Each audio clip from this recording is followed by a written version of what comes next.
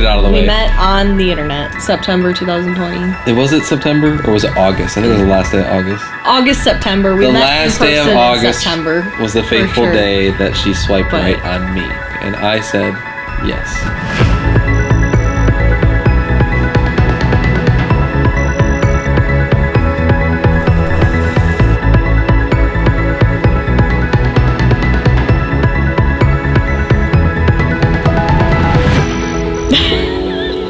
It was just his red hair. That's it. That's it.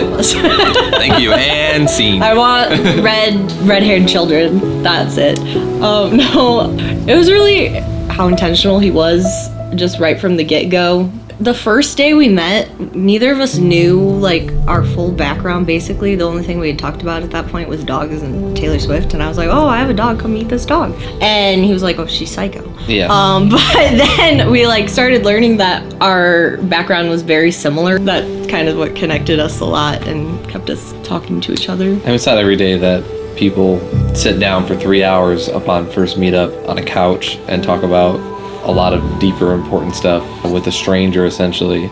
And I think that's essentially what opened the door to me calling her the next day at 10 a.m. for no reason. And she thought I was crazy because nobody talks on the phone anymore, but you know, hey, that's okay.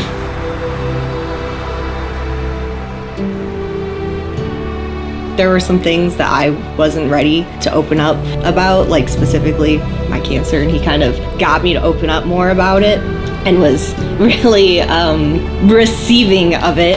And it just was like, I want to get to know this person. I want to have a life with this person. She has a never-ending, unbreakable defense against pessimism, coupled with the fact that she overcame so much in her life and had given every reason to be calloused or be like, I hate the world and what it's done to me. I think it takes a lot to not harbor that, you know, hatred towards the world and choose to not overcome something where she's like, you know, I'm gonna still come out on top. And I think it just came naturally to her. I don't think it was, you know, I think she just has that very strong foundation. I have no doubt in my mind that that's the type of person who's meant to last, you know, because life will throw things at you. And I'm just so glad that she's still here despite it.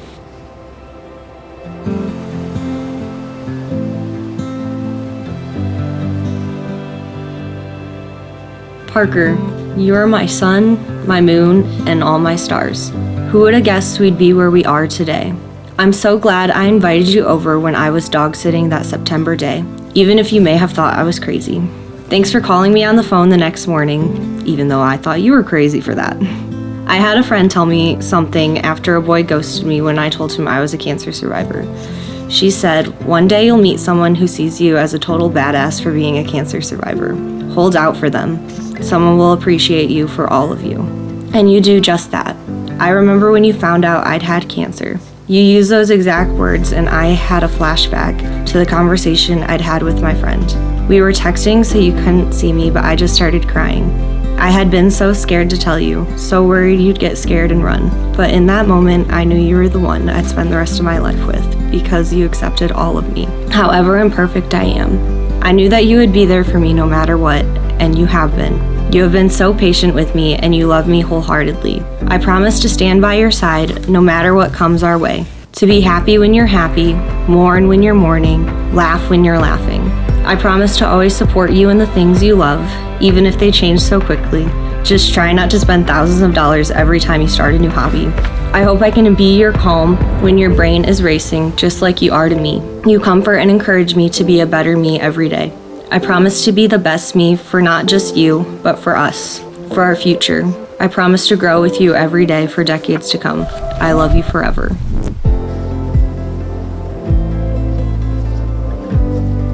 Colleen, we both know we stumbled upon each other in a way that before a decade ago would have seemed impossible. In a time where love and romance felt scarce, and by the grace of God, we bumped into each other's spaces on the internet and started laughing about dogs and Taylor Swift. And it was when I first met you, I was stunned by how beautiful you are. You proudly wore your hair down that day with a golden retriever in tow, one that would change our lives for the better. It was the story of your youth that I got to know those upcoming days. The perseverance and challenges and all the hard times you overcame, yet you refused to let go of a special childlike faith and innocence and and gentle kindness toward the world. Every reason life could ever give you to be calloused, yet you never skipped a beat. That was when I knew I had to have you for the rest of eternity. To soften my hardened heart, to give hope to who was once a hopeless romantic, to bring excitement and joy to my future, and to shine the brightest light upon my soul, casting out any darkness. You have taught me a kindness I thought didn't genuinely exist, and I have yet to understand even half of it. And so, I promise as your husband to protect you from the cruelties of the world so that you no longer would have to be alone in it. To nurture your mind and your soul as you nurtured my heart. To bring you laughter and ridiculousness so that you forget the anxieties of life. To be a vessel you can cling to whenever you feel lost, and to be a lantern wherever you go, as you were a lighthouse to me when I was lost at sea. It's no longer about me anymore. It's about you and I, about we, about our eternity. I gave you my heart to make a home out of it. At first, a little dusty, and some light shining through the dry rot sidewalls. And you came, and you chased off the cobwebs, and you patiently replaced the old, rotted wood, and painted it a nice shade of your favorite blue. Furnished it with the love of a woman's touch, and helped me build a better foundation for which to house your love in. We're still working on this house, this home, that we get to experience together. And I am honored to be your husband, as you allow me into your forever.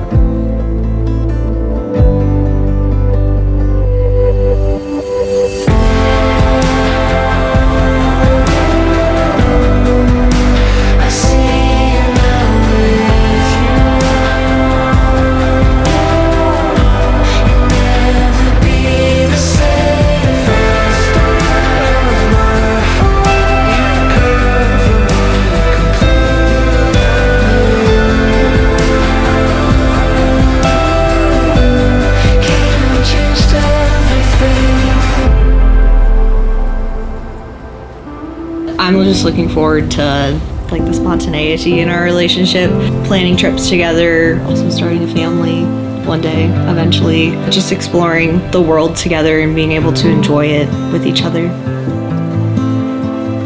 I can't wait to see how we push each other into like a perfect balance.